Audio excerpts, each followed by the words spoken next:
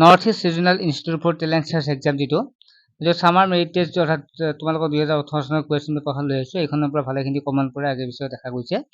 তাৰপিছত আমি নেক্সট ক্লাছবিলাকত বাকী কুৱেশ্যন পেপাৰবিলাক আলোচনা কৰিম।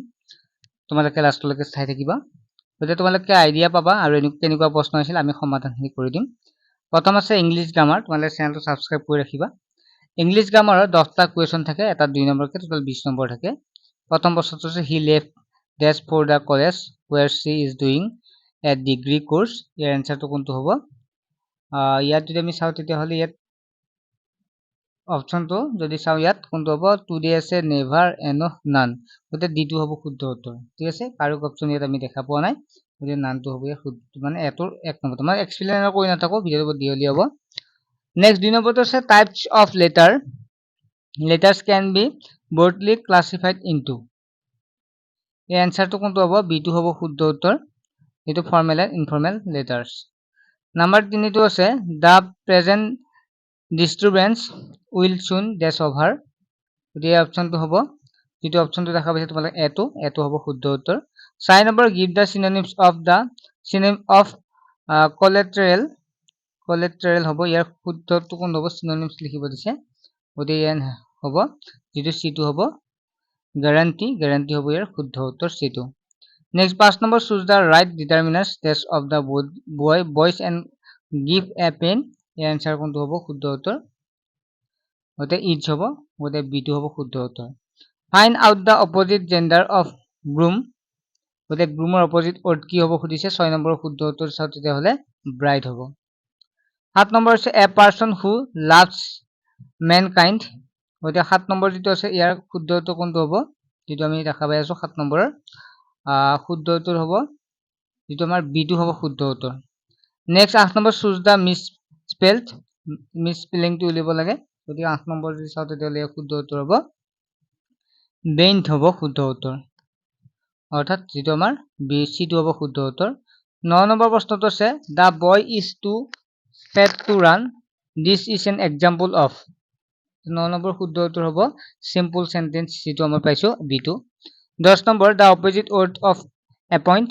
এপইণ্টৰ অপজিট ৱৰ্ড সুধিছে, ইয়াৰ এনচাৰটো হ'ব তোমালোকে ডিছমিছ, যিটো আমাৰ অপশ্যন বি হ'ব শুদ্ধ উত্তৰ।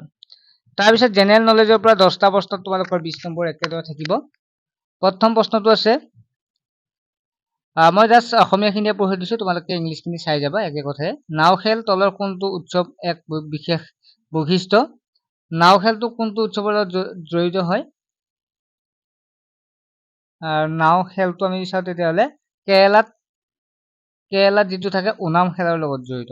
ঠিক আছে, এইটো কি কৰা হয়? Traditional boat race also happen during Onam in Kerala. কেৰেলাৰ লগত জড়িত।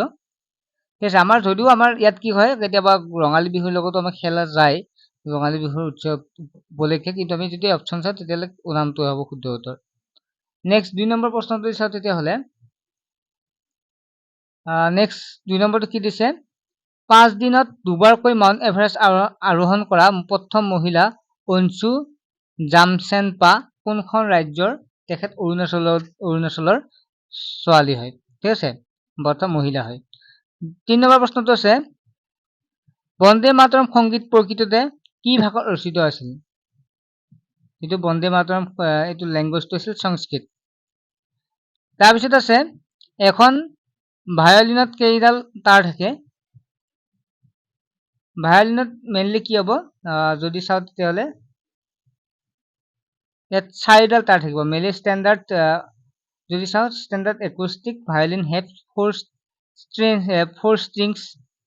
ঠিক আছে, 4 ষ্ট্ৰিংছ থাকে, গতিকে 4ডাল ইয়াত ষ্ট্ৰিং থাকে।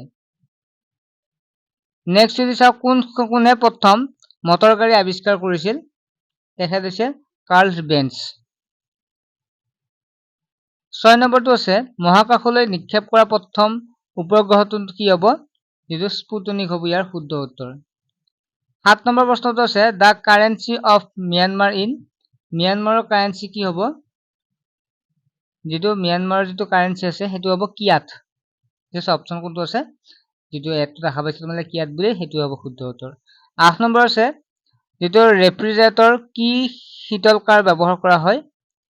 ইয়াত আছে এমনিয়া, ফেৰনন, ফ্ৰিয়ন, অক্সিজেন আৰু নাইট্ৰজেন গতিকে ফ্লুয়েন হ'ব শুদ্ধ উত্তৰ 9 নম্বৰ প্ৰশ্নটো আছে এছিয়ান গেমছ এছিয়ান গেমছৰ প্ৰতিষ্ঠাতা হিচাপে কোনখন দেশক জনা যায় এছিয়ান গেমছৰ প্ৰতিষ্ঠাতা হিচাপে ভাৰতক জনা যায় ঠিক আছে গতিকে ভাৰতক জনা যায় আৰু ফাৰ্ষ্ট এছিয়ান গেমছ আমাৰ ইণ্ডিয়াতে হৈছিল নিউ দিল্লীত হৈছিল 10 নম্বৰ প্ৰশ্নটোলৈ আহা তলৰ কোনটো স্পেইনৰ ৰাষ্ট্ৰীয় খেল গতিকে ৰাষ্ট্ৰীয় খেল যদি আমি স্পেইনৰ চাওঁ তেতিয়াহ'লে আমি জানো যেটো আমি বুল ফাইটিং অৰ্থাৎ আমি কি বুলি কম হাড়গৰু যুঁজ দিয়া আছে যে এটো হ'ব শুদ্ধ উত্তৰ ইহঁতত বুল ফাইটিং বা হাড়গৰু যুঁজ হয় নেক্সট হল জেনাৰেল নলেজ আমি আগৰখিনি কি পালো জেনাৰেল নলেজৰ আকৌ 10টা প্ৰশ্ন থাকিল যে ৰবাচোন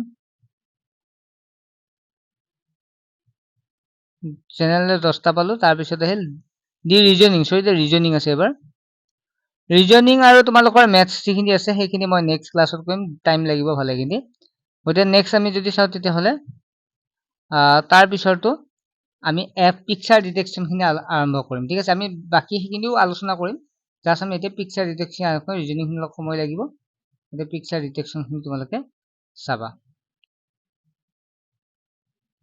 প্ৰথম প্ৰশ্নটো আছে যে পিকচাৰ ডিটেকশ্যন কাখৰ ছবিত দিয়া ভাৰতীয় বিজ্ঞানীৰ নাম কি গতিকে তোমালোকে বিজ্ঞানীজন এইজন নাম তোমালোকে জানাই কোন হৈছে হোমি জাহাংগীৰ ভাবা ঠিক আছে তোমালোকে অপচন চাই গম পাইছা মানে চিত্ৰ চাই গম পাইছা হোমি জাহাংগীৰ ভাবা নেক্সট প্ৰশ্নটোলৈকে আহা দা ফলোইং যেটো এমব্ৰেল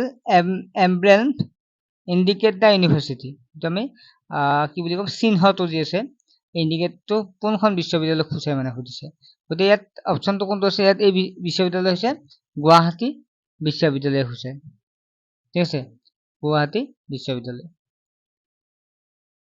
নেক্সট হৈছে নেক্সট কোৱেশ্চন প্ৰশ্নটো চোৱা নেক্সট হৈছে 2018 চনৰ বিশ্বকাপ ফুটবলখনৰ পদকসমূহৰ বুট পোৱা এইগৰাকী খেলুৱৈৰ নাম কি হ'ব এইগৰাকী খেলুৱৈ হৈছে হেৰি কান হ'ব শুদ্ধ উত্তৰ যেটো অপচন আছে এটো নেক্সট হল কাখত দিয়া চিহ্নটোৱে কোনখন বিশ্ববিদ্যালয় খুচাই বুলি কৈছে এটো হৈছে ডিব্ৰুগড় বিশ্ববিদ্যালয় খুচাই নেক্সট হৈছে কাখত দিয়া অসমৰ ৰেল ষ্টেচনটোৰ নাম কি কাখত যেটো দিয়া আছে ৰেল ষ্টেচন এটো আমি যেতিয়া হাফলং ৰেল ষ্টেচন হয়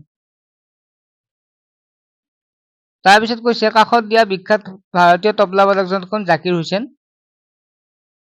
7 নম্বৰটো হৈছে কাখৰ ছবিত দিয়া চিহ্নটো কি বুজায় এই ছবিটো এনচিইআৰটি বুজায়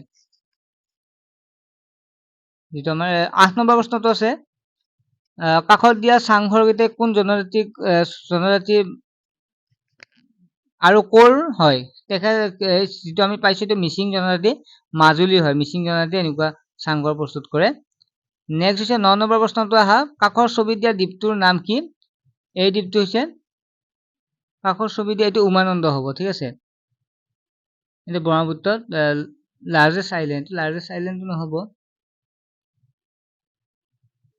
মাজুলী উমানন্দ নাই ইয়াত চোৱা পদুচেৰী লক্ষদ্বীপ এটো তোমালোকে চাবাচোন বাৰু দ্বীপটো কি হয় তোমালোকে কমেন্ট কৰিবা নেক্সট কাখৰ ছবিত দিয়া খোল বাদনসমূহ কিহৰ লগত জড়িত খোল বাদন ভাওনা হ'ব লগত জড়িত গতিকে অপচন হ'ব এটো হ'ব শুদ্ধ উত্তৰ ছাত্ৰছাত্ৰীসকল আশা কৰোঁ তোমালোকে কেনেকুৱা প্ৰশ্ন আহিছে পাৰিবা সো আজি ফাৰ্ষ্ট মই আলোচনা কৰিছো তোমালোকলৈ একেলগে গতিকে কুৱেশ্যন মই তোমালোকক শ্বেয়াৰ কৰিছো এইটো কাৰণে যাতে তোমালোকে আইডিয়া পাৰা আৰু বাকিখিনি আমি নেক্সট ক্লাছত তোমালোকক জনাই দিম চেনেলটো সাবস্ক্ৰাইব কৰি ৰাখিবা